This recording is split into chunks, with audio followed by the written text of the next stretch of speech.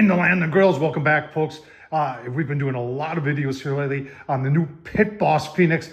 It's a 22-inch grill that can do pellets and charcoal. And I've also done pellets and charcoal together. And today I've had a lot of you asking, hey Tom, how does this compare to the Recteq Bullseye? Now I have the Recteq Bullseye Deluxe. There's also another Recteq Bullseye, which is more compatible to the Phoenix. So we're going to do a review today. We're going to talk about both of them. We're going to kind of concentrate on using the regular Recteq Bullseye because in my opinion, from a price point and from features, it's closer to the Pit Boss Phoenix. Although every time someone asks me if they should get the Recteq Deluxe or the regular Recteq Bullseye, I usually point them and say, yeah, spend the extra money on the Bullseye Deluxe. I believe it's just better. But enough of that. If you haven't subscribed, please subscribe. Let's get started. All right, so you may be saying, Tom, well, what's the big deal with these grills, this Pit Boss Phoenix and the Recteq Bullseye? The big deal is that these are a 22-inch kettle, and that means that any Weber accessory for a 22-inch kettle will basically fit these. There's only one little caveat when it comes to the Recteq Bullseye. That caveat is right down here. So compared to the Pit Boss, this has a hinged lid, which a lot of people like. Now you can remove that by removing this right here, but this part of the hinge stays on. So any type of accessory, and I'll show you, that you put on here, you've got to cut 2 notches in that accessory in order for it to fit in and nicely on the Recteq Bullseye. Whereas on the Pit Boss, it does not have a hinged lid, so your Weber accessories fit better. All right, so you can see the notch I had to cut into this big ring. I can hang ribs with this extension, and I'll leave the link down to the video I did with this on the Recteq. That is soon going to be going over there to do a video also to show you how you can hang ribs on the Pit Boss Phoenix. And on the Phoenix, I've got the, this is the Weber rotisserie. Fits on, you see what I'm saying? If you have accessories for the Weber kettle and you're looking for a pellet grill, wow, I'll tell you what, this leads to a lot of possibilities. So that's what you would hang them off of. And just note, you notice that I had a Weber kettle cover on there. Neither one of these, this one or the one from the Pit Boss, will fit with this height. But if you have, and I have several Weber kettles, but you just take the lid off one of those, fits perfectly on there. And here's another example when it comes to grill grates. If you have a cast iron grill grate for a Weber 22-inch kettle, guess what? It'll fit here. Now here's a steel type one, and I seared some steak on it. It was very good. I'll leave the link down below to the video I did that, but that will fit that and do an outstanding job. All right, so let's talk about what's so unique about the Pit Boss Phoenix as compared to our friends at Recteq Bullseye. And hang on for you Recteq owners, I'm going to show you how we can kind of make them comparable here. But here it is right here. It's just the fact that they designed this grill to be used with pellets or charcoal.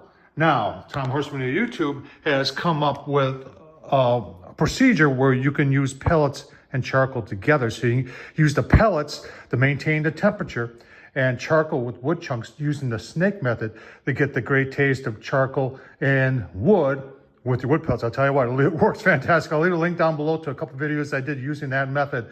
And it's a breakthrough as far as I'm concerned, because a lot of us has always wondered how you could do charcoal and wood pellets together. So here's the setup I would use on the Pit Boss. We got our PID controller, our probe right over here. So opposite of that, I've got my briquettes lined up, my B&B, with 2 pieces of, and you could go as many as you want. I would like this side with a cube light, with a torch, or with a starter, and the same thing over there. And this would give me charcoal, wood, and then using the pellets to maintain the temperature. We're going to hang some ribs on this tomorrow, actually, I think. And we're going to use that method. But hang on, for you people with a Recteq saying, well, how can I do that on my Recteq? Let me show you how. All right, so here's a heat diffuser on the Recteq Bullseye Deluxe. And this is one of the reasons I like people to go with the Deluxe as opposed to the regular one, because it's cast iron. The other one, I believe, is stamped steel. And someone's going to correct me if I'm wrong, thank you. And it'll burn out over time. So this, even though it rusts a little bit, ain't gonna go nowhere. But hang on. There's another alternative out there that if you have one of these, I want you to consider. All right, so here you go. This is from a company called Solo Stove. Solo Stove makes those smokeless fire pits, and this is a pellet adapter. Now, somebody else I saw on Facebook did this, and I ordered it, and I said, what a great idea, because it fits in the Recteq Bullseye really nicely. It's stainless steel, has this handle here. It's got the nice lip so you can empty out the charcoal. I did a video showing this and showing how I use charcoal and pellets at the same time on the Recteq Bullseye. Let me give you a look-see as to how that works. There would be your setup if you want to use charcoal, wood chunks, and pellets. Remember, we're using the pellets to maintain the temp, the charcoal and the wood chunks to give you a little bit more flavor. And people always ask, well, why would you need more flavor? I've always said when it comes to pellets that you're going to get light to mild smoke profile. When you add charcoal and wood, real wood chunks to that, you up the game. All right, so let's talk about the grills themselves. What I like about the Recteq is stainless steel. So even on their cheaper model, the $450 model, the barrel, the top and the barrel are stainless steel. I believe the only stainless steel that's in the Pit Boss, and someone can correct me if I'm wrong, is the fire pot. Copper sizes are both, and don't quote me directly here, but they're right around that 15, 16 pound range. Temperatures though, the Pit Boss can go down to 180, whereas the Recteq is limited, I believe, to 200. Both have fold down shelves. Obviously the Recteq is a little bit bigger, and the Recteq, mind my head there, is stainless steel.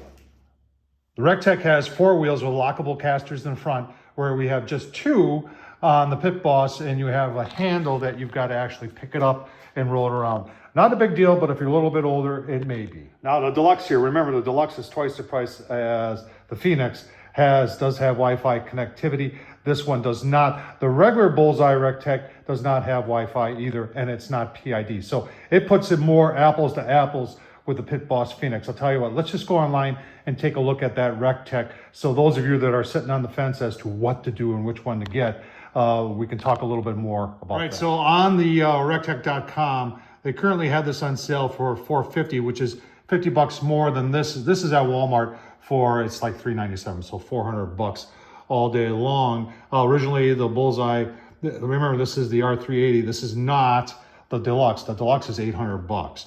But I just want to show you some of the specifications here. Temperature range 2 to 750. So the Recteq gets hotter than the Pit Boss maxes out at 500. Now I had grill grates on there the other day, and the grill grates were reading right around 600 something. So I was able to use grill grates, and it worked just great. If you have them, then if you don't, then you gotta pay a little extra. 2-year warranty on the Recteq. I think the Pit Boss is only 1 year. They talk about setup time is only 30 minutes. Yeah, it was similar to that, maybe 45 with the Phoenix. Here we talk about Wi-Fi enabled. No. Porcelain coated steel is the grill grate. Stainless steel, no, it doesn't have that. It has a stainless steel barrel. It has no cast iron deflector, and it does not have, it is not Wi-Fi PID controller, and the answer to that is no, which puts it same in line with the Pit Boss Phoenix. You can see the venting on the top, and that's just louvered, and it protects it from the wind and the rain and all that won't get in there. The Phoenix has got this right here. It does not close all the way, and that's intentional. I don't think they want it to ever close all the way.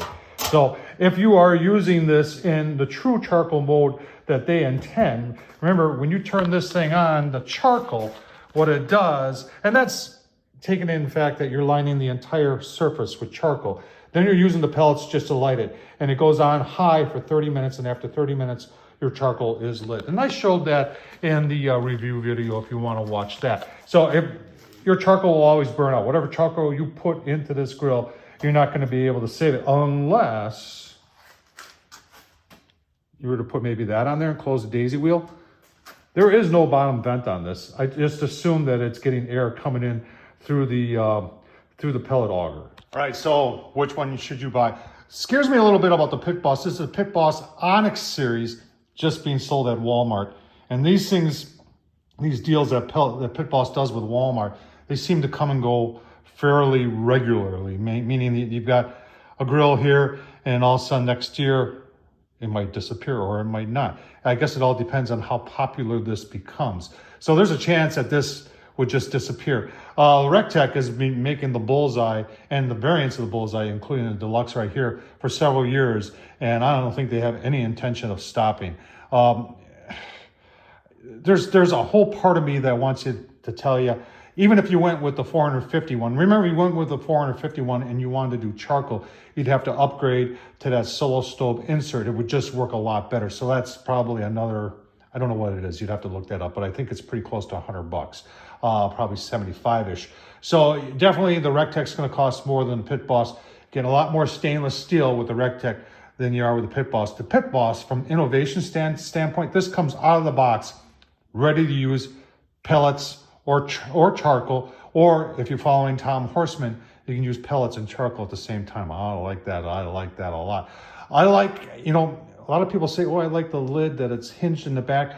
That's kind of a hindrance when it comes to using accessories, Weber kettle accessories, where this, it hangs, the lid hangs just like a Weber kettle would.